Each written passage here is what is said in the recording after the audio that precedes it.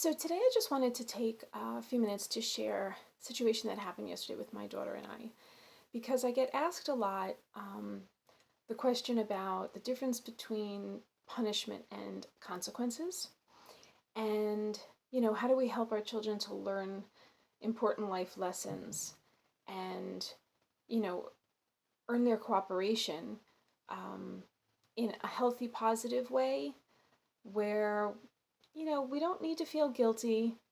We do need to stay firm. And these are really boundary issues as far as I see them, and also value issues. In other words, one of our values, one of our most important values in our home, in our family, is trust. And when we make an agreement and we've both agreed to something and to doing something, then we're going to honor our agreement. And when we break that agreement, there are consequences for our actions. And now that's not synonymous with punishment. The idea is that there is a positive or negative consequence for everything we do and say, right? So in this case, the way we do phone time, my daughter's 12, and so she comes home from school, and for an hour after school, she is welcome to use her phone. And this is something she really looks forward to and enjoys. And, she plays games and or connects with friends, but it's her time, it's her downtime. And then at 5 o'clock, the agreement is that she brings the phone into the kitchen, or my office. And so I know, it's visible to me, and I know that she's retired the phone. And this is now homework time. And so for the next hour, from 5 to 6, she needs to get her homework done and concentrating without the phone in her view at all, in her room. I've even shared some research about the fact that we are all so distracted by the fact that our phones are even near us, even if we're not on them. So in knowing that and believing that that is absolutely the case, that the phone being removed from her room is an important piece to her concentrating on her homework. So whether or not she has an hour's worth of homework is really irrelevant, but the agreement is that from 5 to 6, she does her homework. And if she gets done sooner, she can ask if she can have her phone back. But we've pretty much established that that's not a good idea. And it just gets a little too confusing. And so, for continuity's sake, and the fact that I know my daughter, you have to know your child, and she's better off with this kind of routine. Sometimes the flexibility of one day this and one day that throws her off, and I find myself getting mixed up in it and sometimes becoming a bit resentful.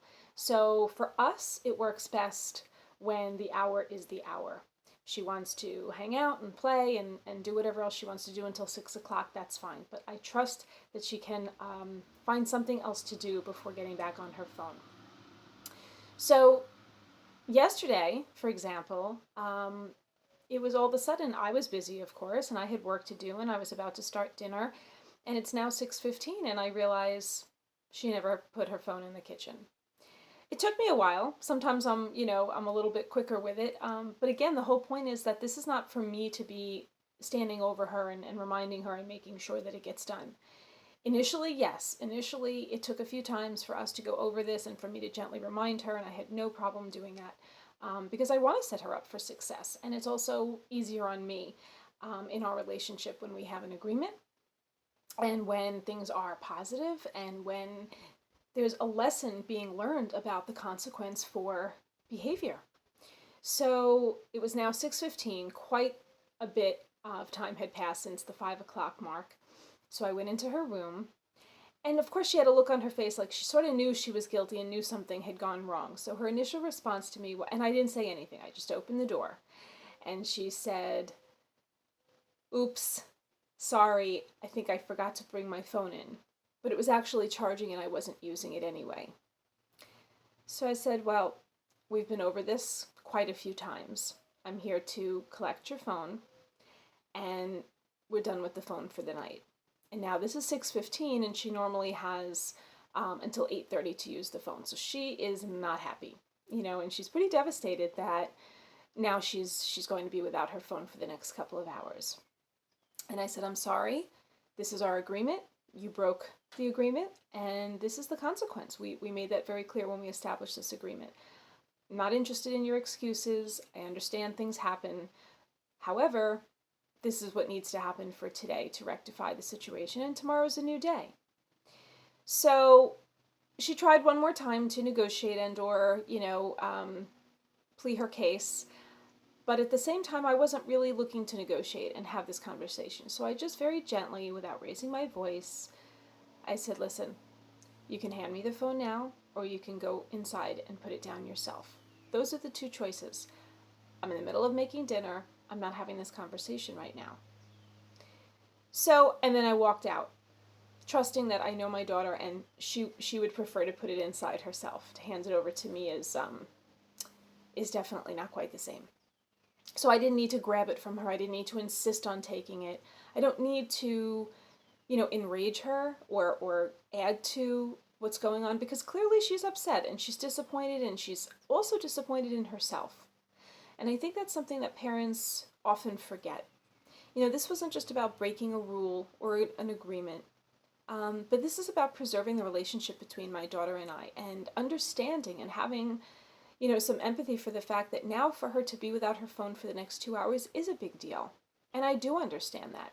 But setting that firm boundary is doing her more good than it would be for me to say, okay, just this time. Because what I hear often from parents is, the more we give in, and not for the right reasons. It's great to be flexible and it's great to be spontaneous. And I do a lot of that with my kids, and it works well for the most part. And we're always learning and always, shifting things around.